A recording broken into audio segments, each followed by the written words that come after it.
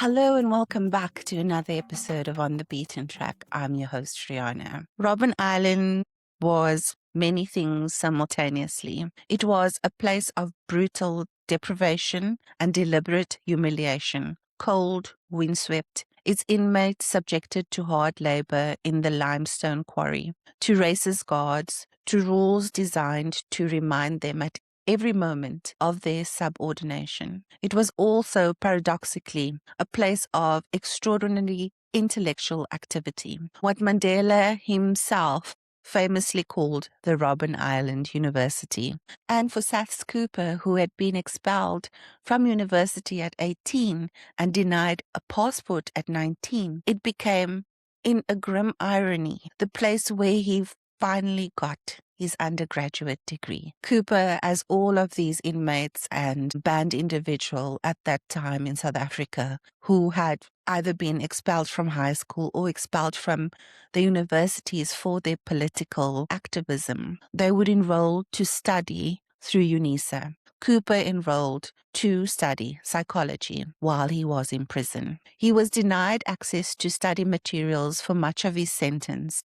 He later described being refused study privileges until the last 2 years of his imprisonment as one of the more calculated, petty cruelties of the system. When he was finally allowed to study, he completed a bachelor's degree majoring in psychology, English, and philosophy. He's also composed poetry on the island, though access to writing materials was itself a struggle. What drove the choice of psychology? This is one of the most interesting questions in Cooper's biography, and he has answered it directly in several interviews. Is it surprising?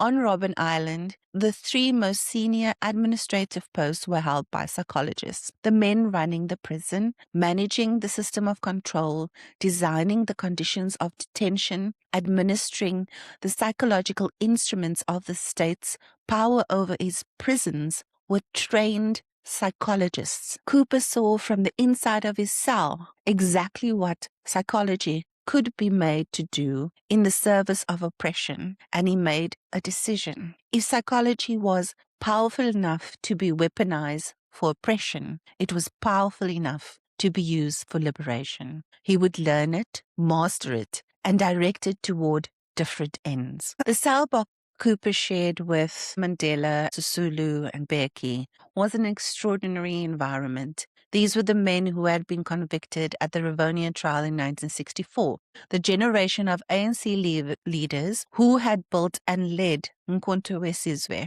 the armed wing of the African National Congress. Cooper was part of the younger generation, arriving from a different ideological tradition. The encounters between the Sasso 9 and the older Rivonia generation were not always frictionless, as I explained in this last week's Srini Moodley episode. There was genuine political disagreements between Black consciousness and the ANC non-racialism, but they were profoundly educational. Think when you put highly intellectual people into a room who have very strong views, they are still able to hear each other and rationalize through it. And I think this is probably for those Rivonia trial detainees was probably a breath of fresh air.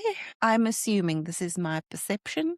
It would be a breath of fresh air to then have a debate with somebody who also wants to liberate the country but coming at it from a different angle. Cooper later describes the experience of being in the cell block as one of the most significant of his life. A sustained encounter with men who had thought deeply about liberation for decades and who had sacrificed enormously and who continued to think, debate, and strategize even behind the walls of the most famous prison in Africa. Mandela himself, who was careful and generous in his intellectual engagement, was among those Cooper came to know during those years. He also protested the conditions. Cooper was at one point isolated, put in the most restrictive section of the prison after protesting conditions at the quarry where prisoners were forced into hard labor. Protest, in other words, did not stop at the prison gate. It continued inside, in the daily negotiations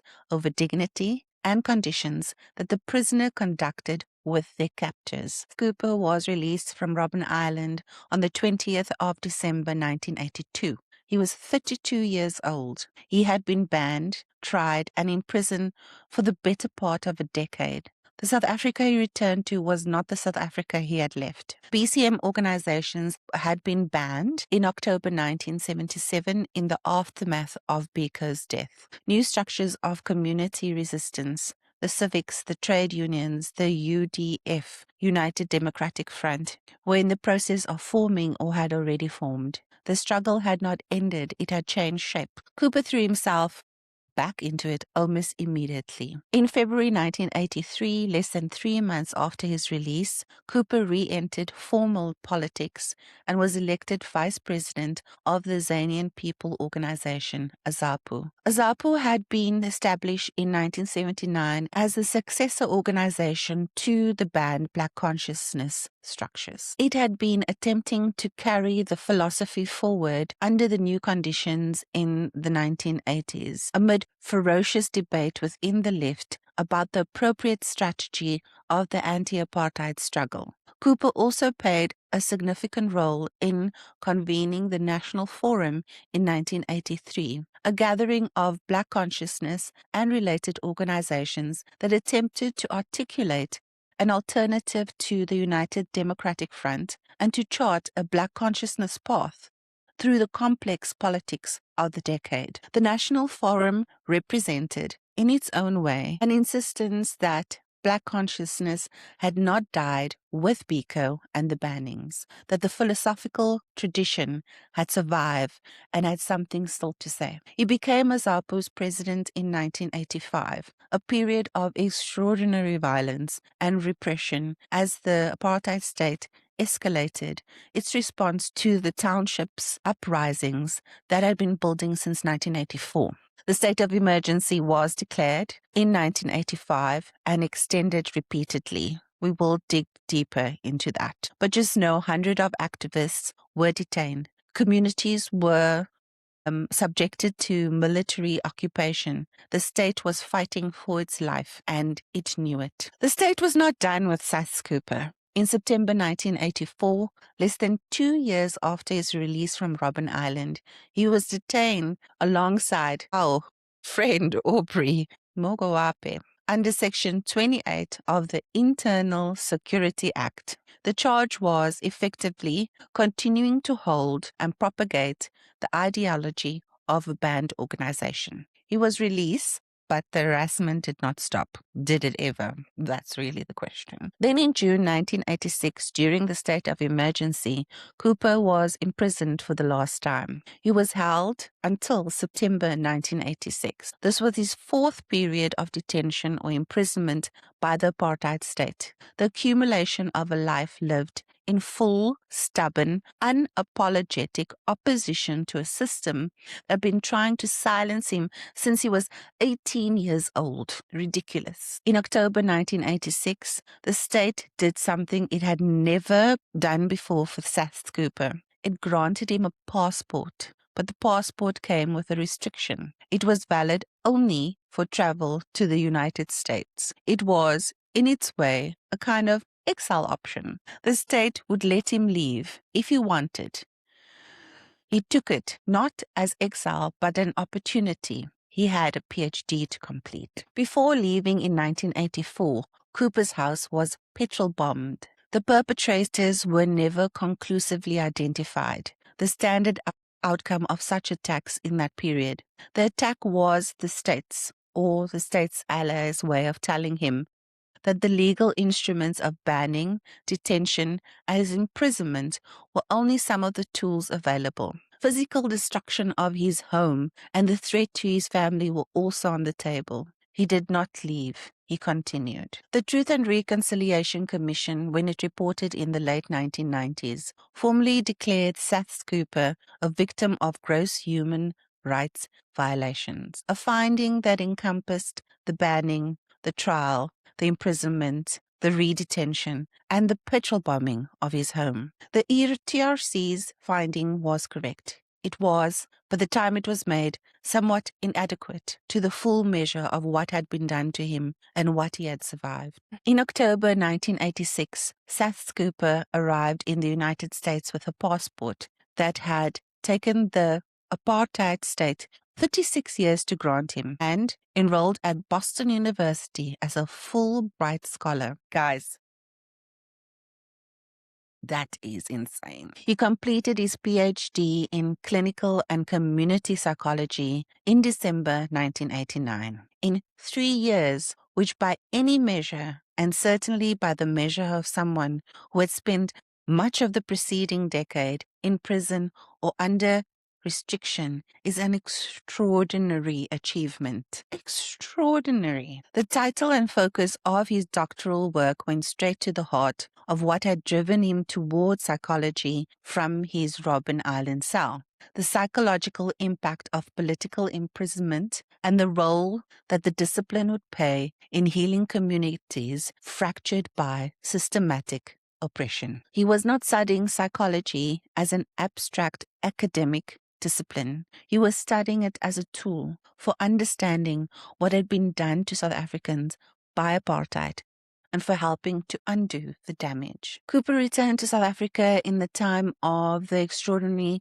convulsive period of the late 1980s and early 1990s, the unbanning of the ANC and PAC in February 1990, the release of Nelson Mandela, the negotiations that led to the first democratic elections of April 1994. He worked as a practicing psychologist from 1990, bringing his clinical and community psychology training to bear in a country that was simultaneously trying to dismantle the structures of apartheid and manage the psychological legacy of decades of systematic dehumanization. Remember, for political liberation to really be achieved, psychological liberation must happen first. He was also deeply involved in transforming the institutions of psychology itself. South African psychology had been, for much of its history, an instrument of apartheid. Psychologists had administered the racial classification test, designed the Bantu education curriculum, managed the prison systems. Cooper helped to establish the Psychology Society of South Africa, which was explicitly committed to being non-discriminatory in a field that had been comprehensively racialized. He was elected its first fellow in September 2002. Cooper's trajectory through the post-apartheid institutional landscape was as remarkable as his struggle career. He became principal and vice-chancellor of the University of Durban-Westville, the very institution that bore the name he had protested as a student, because he saw the renaming as another form of ethnic separation. He was the first Black chair of the Professional Board for Psychology at the Health Professions Council of South Africa, and the first non-medical or dental professional to serve as the vice president of the HPCSA. He served 4 times as president of the Psychological Society of South Africa. Each of these roles was, in its way, a continuation of the same project he had pursued since his late teens, the project of building institutions that served Black South Africans fully and equally, that did not treat them as objects of study or objects of administration, but as full human beings, being capable of leading, designing, and governing the systems that shaped their lives. In 2008, Saths Cooper was elected president of the International Union of Psychological Science, the global body that represents the psychological profession across 82 national member organizations. He was the first African ever to hold this position. He was also the first person from outside North America or Europe. He served as president until 2012. That is worth pausing. There's a lot. A man that had been expelled from a segregated South African university at 18, who had been banned and house arrested at 22, who had been imprisoned on Robben Island, who had his home petrol bombed, who had been imprisoned again under the state of emergency, who had received his first passport at 36, valid only for the United States. That man became, in 2008, the global president of his profession. The achievement is extraordinary by any standard. Against the background of his life, it is almost incomprehensible and yet entirely consistent with who he had always been. Saths Cooper was quoted in 2013. I realized on Robben Island that psychology had been used to design and manage apartheid. If it was powerful enough for that, it was powerful enough for liberation. I wanted to be part of making sure it was used the right way. Saths Cooper is still alive and still working as we record this today in the year 2026. He is 75 years old. He is president of the Pan-African Psychology Union, a member of the governing board of the International Science Council, and a continuing voice on the intersections of psychology, human rights, and social justice. He writes, speaks, and refuses to stop. I wouldn't expect anything else from what we have learned here today. One of the questions Cooper's life raises with particular insistence is the questions of what it meant to be an Indian South African in the Black consciousness movement. This is not a simple question. It deserved to be engaged with directly rather than smoothed over. Apartheid's racial classification system placed Indian South Africans in a separate administrative category, one that came with different privileges, different restrictions from those applied to Africans. The government periodically mobilized or attempted to mobilize Indian South Africans as a separate political constituency, most notably through the Tricameral Parliament of 1984, which offered limited, racially segregated political representations to colored and Indian South Africans while explicitly excluding Africans, which they have done before. This project was in essence an attempt to buy the acquiescence of intermediary groups by offering them slightly more scraps from the apartheid table. Cooper's entire political career was a repudiation of this project. His insistence on identifying as Black, on the BCM's inclusive definition of Blackness as a political identity rather than an ethnic one, was not a performative gesture. It was a philosophical and personal commitment with real costs. He lost positions. He was denounced by some of his own community. He was banned, imprisoned, and bombed for a movement whose leadership was predominantly African and whose central concerns were articulated primarily by African thinkers. He was, in other words, exactly what Black consciousness called for. A person who had liberated himself from the apartheid state's categories and chosen to build solidarity across the divides those categories were designed to maintain. Steve Biko died in 1977 while Saths Cooper was on Robben Island serving his sentence. The two men had been close, part of the same founding generation, participants in the same conversations, comrades in the same struggle. Cooper later wrote about the period of Black consciousness with a sense of its achievements, but also with the weight of knowing that the person most associated with the movement had been killed by the state while Cooper was in prison, unable to do anything. He had been among those who pressed publicly and persistently for accountability for Biko's death. When the National Prosecuting Authority announced in September 2025 that it was opening the inquest into Biko's killing, Cooper was among those who understood the significance, not as the end of a chapter, but as a belated attempt to begin the one that should have been written in 1977. One of the things worth saying at the close of this series is something about the Saths as a collective. Tira Lakota became a prominent post-apartheid politician and will be getting into next. Srini Moodley became a poet and continued his work in KwaZulu-Natal. Some of the members went into politics and served in post-apartheid Parliament. The 9 men who were convicted together in that Pretoria courtroom in 1976 went in very different directions after their release. Different parties, different institutions, different emphasis. But the trial that bound them together remains one of the defining moments of the South African liberation struggle intellectual history. And Cooper was accused number 1. His name was on the charge sheet first. He carried that designation with a legal weight and the state's intention to make an example of him, and he built from it a life of extraordinary purpose and achievement. I want to end with something Cooper himself said, because it captures something that runs through this entire series of stories that we've been doing. Through the story of Biko and Peter Jones and now Cooper himself. It is a reflection on what psychology done properly is actually about. He said in an interview with the American Psychological Association in 2013,